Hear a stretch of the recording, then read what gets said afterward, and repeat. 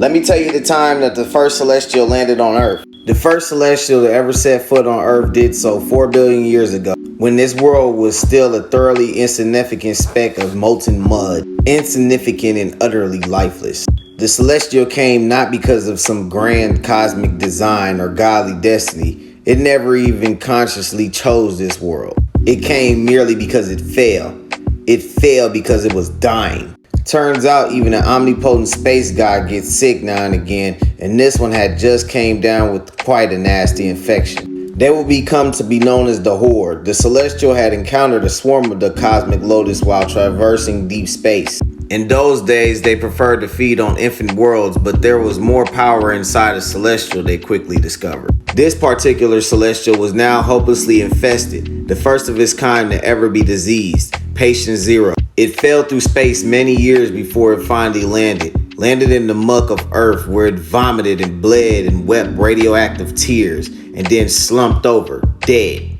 The sickness seeped through the earth, percolating through the shifting seas of primordial rock and lava, along with the blood and rotten flesh of a nigh omnipotent alpha celestial. The infection seeped for millions of years. The entire planet became diseased, forever altering the Earth's evolutionary trajectory. Tell me, why has this one particular, otherwise unremarkable world always been a hotbed for superpowered madness? Why is the Earth so uniquely eccentric within the near infinite number of planets strewn across the heaven? Why indeed? Not because of any grand purpose, I can assure you, but because of that bubbling black puddle of celestial regurgitation and monstrous things that would come slithering out of it. Any guess as to what those things were? They were beginning of life forms on Earth, superpower life forms. The next celestial that came to Earth was in 1 million BC, looking for the first.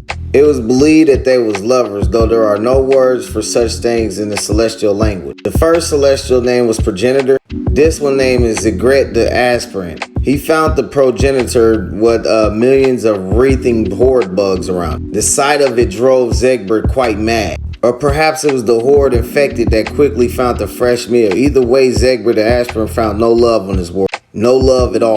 Instead, Odin and the prehistoric Avengers beat the shit out of him. Killing it, they hoped they had seen the last of its kind. They had not. The two missing celestials drew the attention of the final host. In the face of such foe, even Odin was like an ant. He prepared to face judgment, but none came. The first host just left the two celestials that died and everything. Perhaps they feared falling to the horde that diseased the other one. Hoping to keep the infection contained here, their plan worked for a time. But we seen all the hosts dead now. All except the final one, Zegbert.